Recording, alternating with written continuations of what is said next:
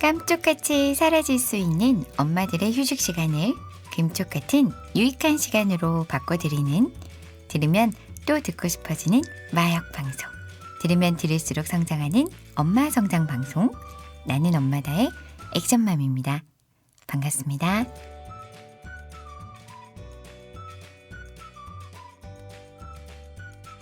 네, 나는 엄마다 제가 50화 되면 좀 뭐 하려고 그랬었는데 깜빡 잊어버렸어요. 50화가 지나갔는지. 네, 그래서 나는 엄마다 이제 액션맘 인터뷰 아빠 편, 제가 예전에 한번 엄마 편 하면서 말씀드렸잖아요. 그래서 액션맘 인터뷰 아빠 편이 이제 곧 찾아옵니다. 그리고 나는 엄마다 연말 특집, 새해 특집으로 제가 굉장히 특별한 스페셜 게스트 분들을 또 모셔서 진행을 할 예정이고요. 지금 또 거의 70화를 향해 달리고 있죠. 나는 엄마다가. 그래서 나는 엄마다 또 100회 특집을 제가 또 기획해서 준비하고 있습니다.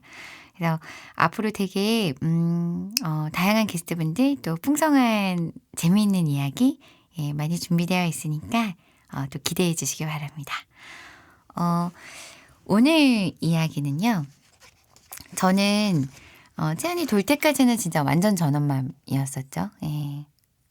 그리고 돌 지나면서부터 제가 이제 일을 조금씩 시작했었거든요. 근데 뭐 그래도 할 수 있는 게 이제 주말, 그다음에 평일 이제 저녁, 그리고 뭐 이제 남편이 월차를 쓸 수 있는 평일, 이런 식으로 이제 제가 할 수 있는 일이 있으면 조금씩 이제 했었어요. 그러니까 어떻게 보면 돌 지나고 나서부터는 완전 전업맘은 아니었었고요. 약간 워킹과 전업이 섞여 있는 믹스맘. 예. 그 미국 매거진에서요. 미국 매거진 케이시 파렌트인가요? 거기에서 2016년 1월호에 이런 얘기가 있었대요. 워킹맘이 가진 것, 그리고 전업맘이 원하는 것. 그러니까 워킹맘이 가진 건데 전업맘들이 되게 원하는 거 있잖아요. 그리고 전업맘이 가진 것, 워킹맘이 원하는 것. 전업맘들이 가지고 있는데 워킹맘들이 되게 원하는 거. 이런 기사가 있었어요. 근데 그 기사 내용에 보면 워킹맘의 65%가 아이가 아파서 병원에 가야 하는데 회사의 눈치가 보일 때, 그때 이제 전업맘들이 부럽다고 했답니다.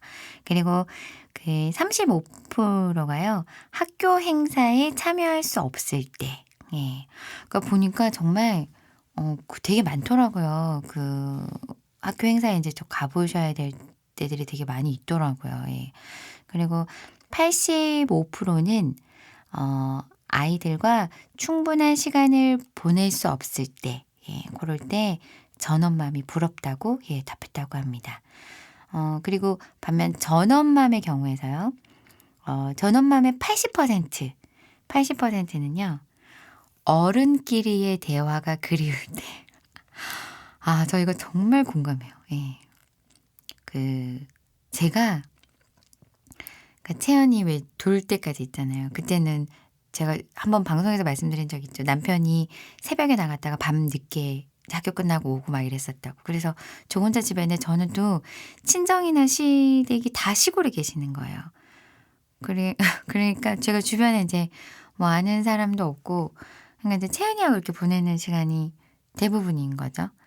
그러니까 뭐 놀이터에 나가서 채연이하고 놀 때도 아직은 아기가 어리니까 뭐 자기들끼리 놀고 이런 게 아니잖아요. 그래서 엄마들끼리 얘기할 수 있고 이런 게 아니니까 참 그게 많이 그리웠었어요. 어른끼리의 대화. 그래서 제가 그때 참 농담 삼아 남편한테 나도 성인이랑 대화하고 싶어. 막 제가 그랬었어요. 그래서 그 당시에 막 2달에 한 번씩 오는 그 코디 분 계세요. 코디 아주머니. 그다음에 그 택배 가져다 주시는 택배 아저씨. 뭐 그리고 막 그게 한 번씩 걸려오는 전화들 있잖아요. 그것도 그렇게 반가운 거예요. 그러니까 성인과 대화를 하고 싶어서. 맞습니다. 이게 정말 되게 공감해요. 그리고 그거 있어요. 이제 뭐 만약에 채연이가 이제 낮잠 시간에 뭐 오전에 좀 잠들거나 뭐 그래서 저는 누구랑 통화하고 싶잖아요. 그러면 다들 회사에 다니고 있고 다들 자기 일들이 있고 막 이러니까 그 시간에 또 전화해서 뭐 또 하는 얘기가 저는 다 애 보는 거고 막 이런 거니까 또 이렇게 좀 전화 통화도 많이 못 하게 되는 거죠. 시간도 안 맞고 서로. 예. 다들 바쁜 것 같고. 그래서 그때 참 어른끼리의 대화가 그립다는 말, 예, 진짜 많이 공감됩니다. 지금 아마 이 방송 들으시는 분들 중에도 지금 그 시기에 육아를 하고 계시는 분이 계실지도 모르겠어요. 그쵸? 예. 그래서 저는 라디오도 참 많이 들었던 것 같아요. 이때. 사람 소리가 그리워가지고. 그리고 55%는요. 누구의 엄마, 그러니까 저는 이제 채연이 엄마잖아요. 예, 누구의 엄마가 아닌 내 이름으로 불리는 게 그리울 때. 그쵸. 이제 회사 생활하면 누구지, 뭐 누구님, 뭐 또 직함으로도 불릴 수 있고. 그쵸. 그래서 저도, 이게 무슨 말인지 알 것 같아요. 근데 참 아기 놓고 나니깐요. 아기 놓고 나니까 저는 이제는 익숙해졌어요. 이제는 이 호칭을 그냥 편안하게 받아들였습니다. 근데 정말 초반에는 깜짝 놀랐어요. 예, 깜짝 놀랐고 거부하고 막 이랬어요. 제가 이 호칭을. 뭔지 대강 눈치채셨죠? 예.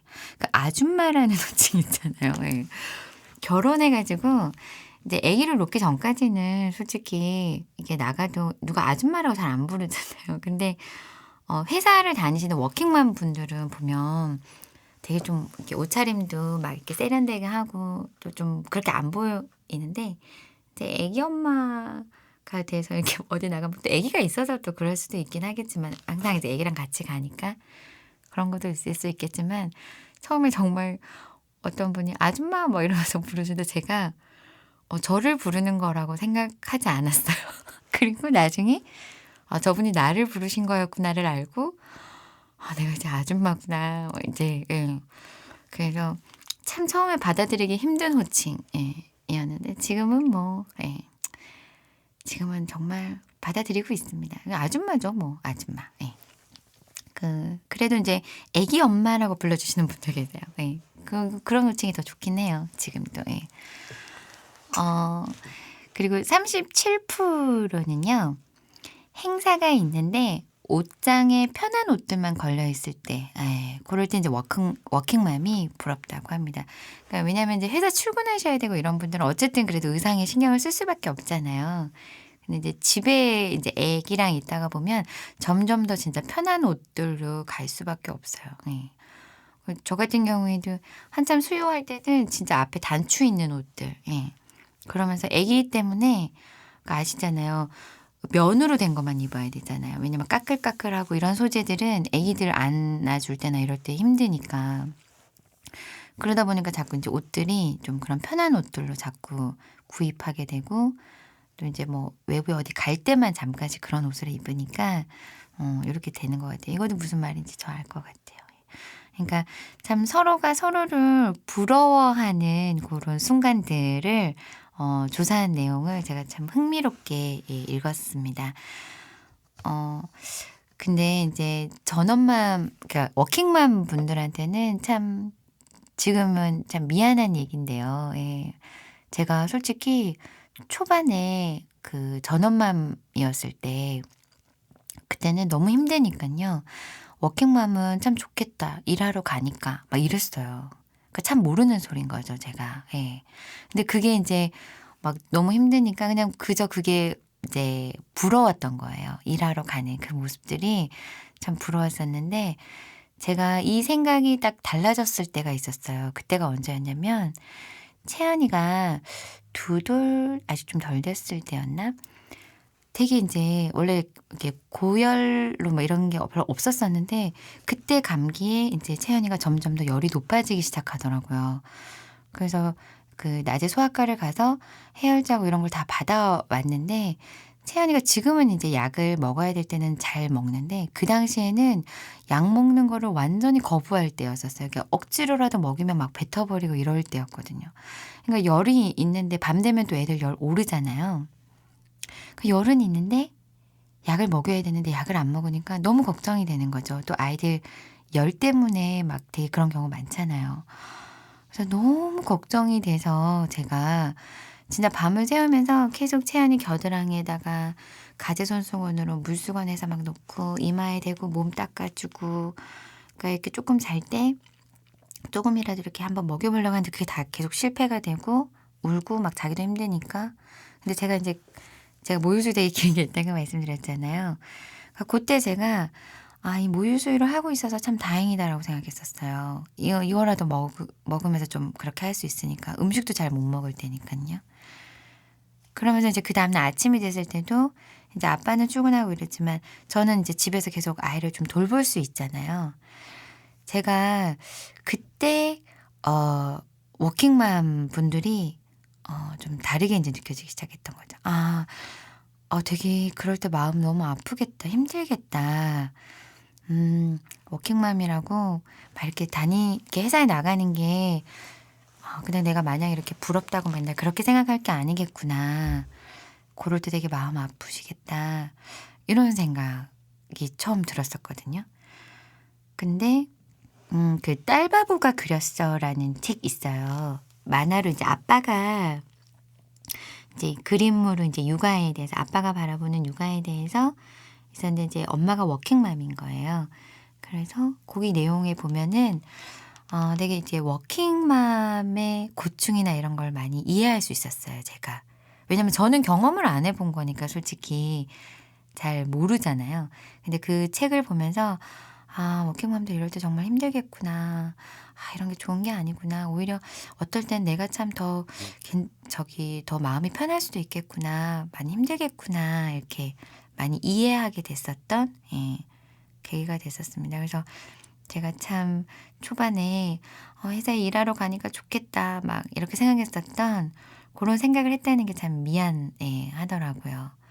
그래서 참 우리가 서로 부러운 부분들이 많잖아요. 그쵸? 부러운 부분들이 많지만 서로 좀 힘든 부분들도 전업맘이나 워킹맘이 서로 좀 토닥토닥 해줄 수 있는 그런 사이가 되면 참 좋을 것 같아요. 제가 아까 전에 전업맘의 80%가 어른들끼리의 대화가 그리울 때라고 이제 나왔었는데, 저는 이제 예전부터 서울에서 이제 생활을 하면서요. 예전부터 이게 조금 힘든 날, 마음이 고단하고 힘든 날, 했었던 게 있었어요. 그게 뭐냐면 제가 장롱 면허거든요. 예. 지금도 제 면허는 갱신을 한번 하면은 불구하고 장롱 면허입니다. 예. 그래서 이게 좀 드라이브 같은 거 하고 싶을 때 장롱 면허니까 못 하잖아요. 그래서 많이 했었던 게 뭐였냐면 서울 시내 시내버스 투어를 했었어요. 시내버스 타고 이렇게 왜 서울은 보면 야경이 예쁜 데들이 있거든요. 그러면 그 버스 노선 중에 이렇게 이제 한강이나 다리 예쁜 데 이런 데 가는 데들이나 이렇게 좀 있어요. 우연히 제가 이제 알게 된 게 있었는데, 저 그런 시내버스 타고 이제 드라이브 하는 거죠. 예. 그러면서 음악 들으면서, 그리고 이제 커피 한 잔 마시면서 그냥 그렇게 한 바퀴 드라이브하고 오면 되게 많이 좀 좋아졌었어요. 그래서 엄마들 좀 많이 힘들 때, 마음이 고단할 때 그런 방법 해보시는 것도 어떨까 싶고요. 또 이게 그래도 좀 내 얘기 어디 이렇게 하고 싶으시잖아요. 그쵸?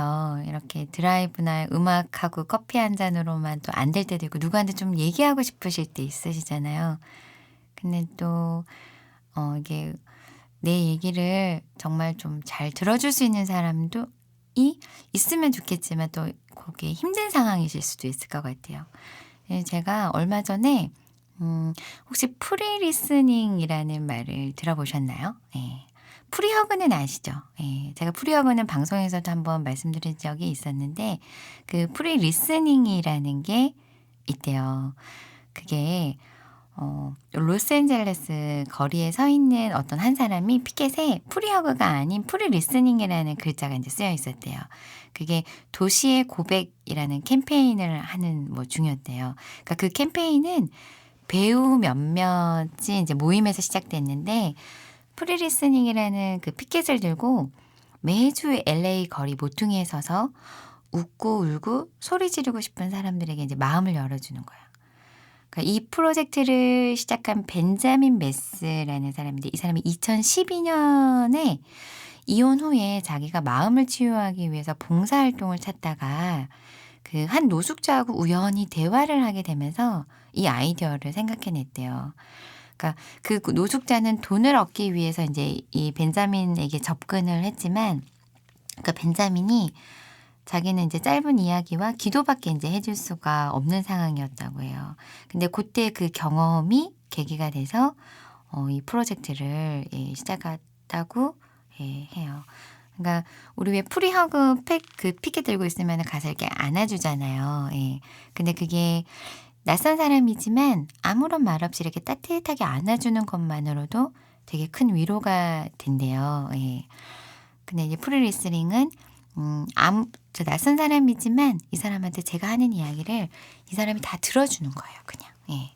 그리고 제가 거기 이 협회 이런 모임을 하는 곳에 들어가서 봤는데 우리나라에도 이 프리리스닝이 얼마 전부터 좀 시작이 됐더라고요. 그래서 강남 쪽이랑 홍대 쪽에서 이렇게 하시는 분들이 좀 계시더라고요. 그래서 참 좋은 취지의 프로그램을 시작하시는 분들이 계시는구나. 저는 요걸 좀 먼저 많이 알고 있었어요. 예전에 어떤 제가 유튜브에서 한 번씩 이렇게 강의 같은 걸 이렇게 듣는 어떤 분 영상에서 그분이 그런 얘기 하신 적 있었거든요. 외국에 갔을 때 어떤 도시가 있는데 거기는 다른 사람들이 이렇게 들어주는 치유의 도시라는 거예요. 그래서 자기가 정말 인생에서 너무너무 힘들 때였는데 그 도시에서 만나는 사람마다 내 얘기를 들어주세요 하고 이제 얘기를 하면 그 이야기를 그냥 이렇게 작은 미소를 지면서 그냥 끝까지 다 들어준대요. 그러니까 어떤 질문을 하거나 뭐 이런 건 전혀 없대요. 그리고 그 얘기가 다 끝나면 당신의 얘기가 다 끝났냐고 그리고는 이제 인사를 하고 간대요. 우리가 생각하기엔 솔직히 그게 무슨 뭐 도움이 되겠어? 막 이런 생각하잖아요. 근데 그렇지 않대요. 내 이야기를 누군가 그렇게 들어주는 것만으로도 굉장히 큰 치유가 된다고 합니다. 예. 그래서 저는 요 프리리스닝을 읽어보면서 그런 생각이 들었어요. 프리리스닝, 프리허그 두 가지 다 되게 큰 효과가 있잖아요. 그래서 이게 부부끼리 좀 그런 날이 있으시잖아요. 그럴 때 이제 남편한테 프리리스닝, 프리허그 이런 피켓을 이제 좀 뭐 해준다거나 아니면 남편이 좀 해준다거나 그리고 아이들하고도 나중에 컸을 때 아이들도 이제 그런 시기가 있을 수 있잖아요. 그럴 때 이제 가족들끼리도 뭐 엄마가 아이한테 아이가 엄마한테 이제 서로 프리리스닝, 프리허그 이런 것들을 집에 이렇게 패킷 같은 걸 만들어 놓고 가족끼리도 좀 해보면 어떨까 하는 생각이 좀 들었습니다. 근데 또 이제 뭐 오히려 낯선 사람한테 또 어떤 이야기를 할 수 있는 부분들도 있기는 하겠지만요. 가족 문화로 이런 걸 만드는 것도 참 좋은 것 같아요. 저도 오늘 녹음 끝나고 집에 가면 우리 채연이를 또 프리허그 저는 꼭 안아주고 채연이가 엄마한테 하고 싶은 이야기를 제가 꼭 이렇게 잘 들어주는 요걸 좀 한 번 더 실천해 보도록 하겠습니다. 여러분들도 프리리스닝, 프리허그 우리 가족만의 따뜻한 문화로 만들어 보시는 거 어떠세요? 나는 엄마다 프리리스닝 이야기 어떠셨어요? 매회 방송의 내용과 자료들은 행동아교육연구소 블로그를 통해 공유할 예정입니다. 이메일 혹은 쪽지로 사연도 보내주시고 댓글로도 많이 이야기해 주시면 감사하겠습니다. 지금까지 나는 엄마다의 액션맘이었습니다. 고맙습니다.